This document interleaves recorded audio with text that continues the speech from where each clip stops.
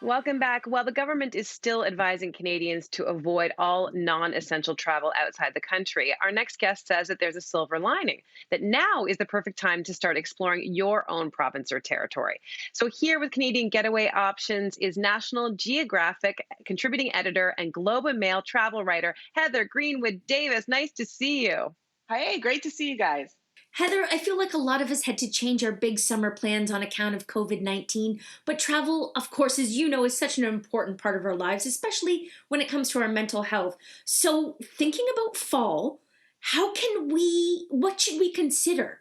Yeah, it's going to boil down to where you live. It's going to matter about what the health officials are saying, where you're going, what you're comfortable with, and those things, as we've learned, can change from day to day. But if the stars align, you can travel close to home for sure.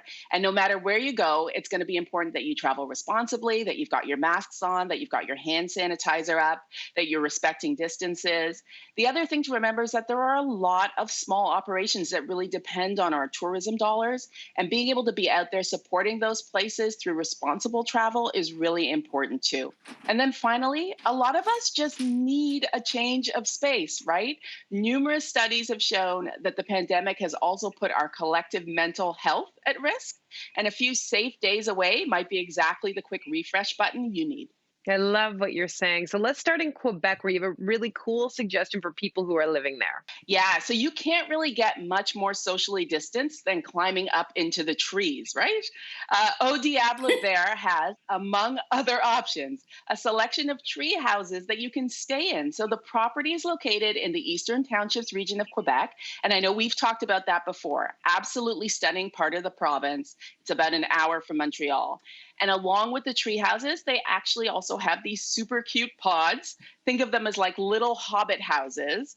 They've got Airstream trailers, if that's your thing, and they have lots of other options for you to choose from as well. A few things to keep in mind though, depending on what you pick, you may be dealing with an outhouse situation or a shared shower, but many of the options also have self contained kitchens and fire pits, so it sort of evens out. And when you aren't hanging out in your room, yeah, you can do that. You can cycle between the trees in the air on a bicycle like contraption. It's really cool. And you just got to remember you've got to make a reservation for your activities and accommodation before you head out there.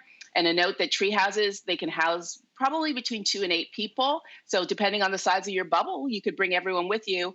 And the rates start at about $119 for the tree houses, about $99 for those little pods. Oh my gosh, I Wow. want to stay in the mall. But let's move further east. And I feel like our friends in an Atlantic bubble are going to have so many options for us. Let's start with Nova Scotia. What do you recommend there? Yeah. So in Nova Scotia, one of the areas that has really grown in the last little while and really has grown across the country is Indigenous tourism. So experiences there range from restaurants to full lodging.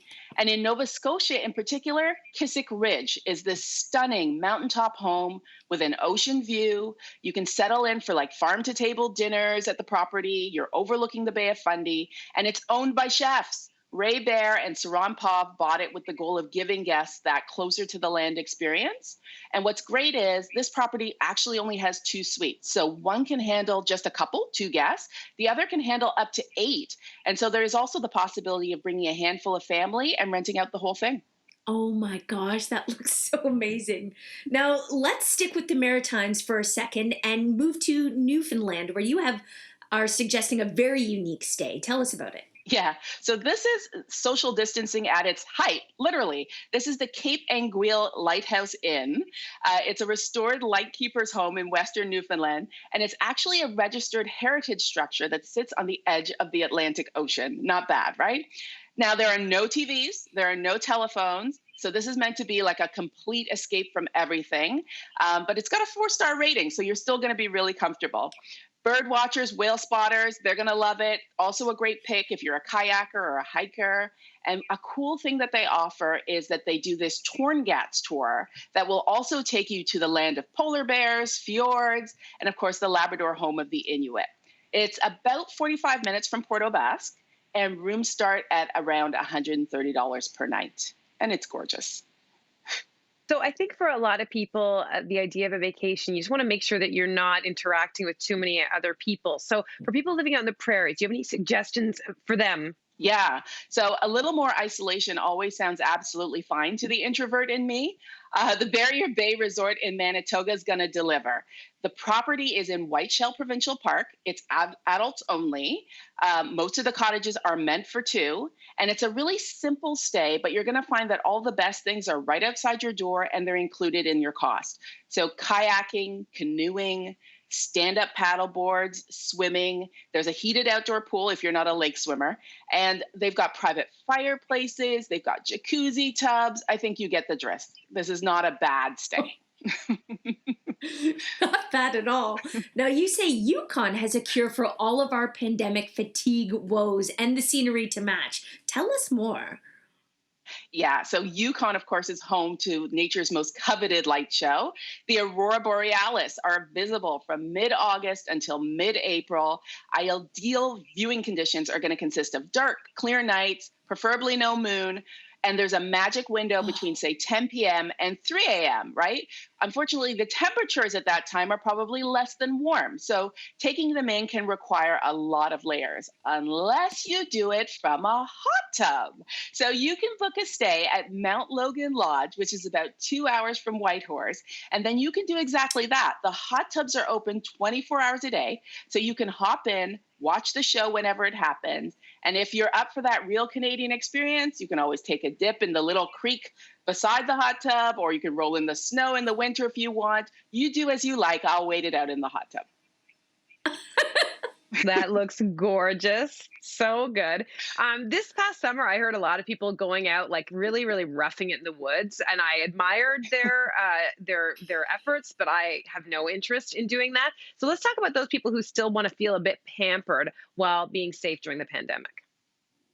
Yeah, so in British Columbia, you can head to Port Renfrew, which has got seaside cottages at Wild Renfrew. Now, these are stunning. We're talking super 5-star and the perfect mix of that rustic charm that everyone's looking for with the ultimate in pampering. If I were in BC, I would be there. It's less than 2 hours drive from Victoria. I'd probably book a beachfront 2-bedroom cottage. It comes with a private fire pit and seating area overlooking the beach and the ocean. It's got a full kitchen. It's got mountain views. It's got Wi-Fi. It's got cozy communal spaces. You can crank up the tunes and have an impromptu bubble-safe beach party if you want. You know, it's all about $350 per night based on 4-person occupancy, and you can even ask for a pet-friendly room. Now, RVs have been really, really popular this summer, I feel, and you've taken a couple of RV trips as well and say it's a great option in Ontario for traveling with or without kids. So tell us why you love them so much. Jess, I am hooked. And so are a lot of other people. RVs have been so tough to get this summer, but this fall you may have an easier time. So one option we tested out is called Outdoorsy. It's like an Airbnb for RVs.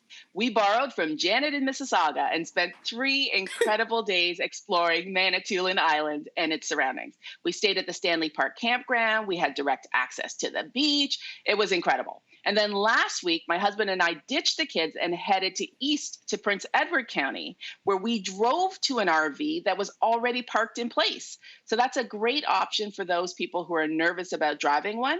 And then we just explored from there. So GoRVing.ca is where you want to go. They've got a bunch of tips on how to make it affordable and comfortable. And they're going to be introducing these new curated packages in the coming months that make it even easier to create a full adventure out of your trip. Plus, best thing about an RV is you've got everything you need with you, including your shower and your stove.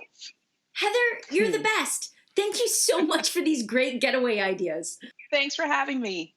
For more information on all of today's Canadian destinations, head to thesocial.ca right after the show. We'll be back.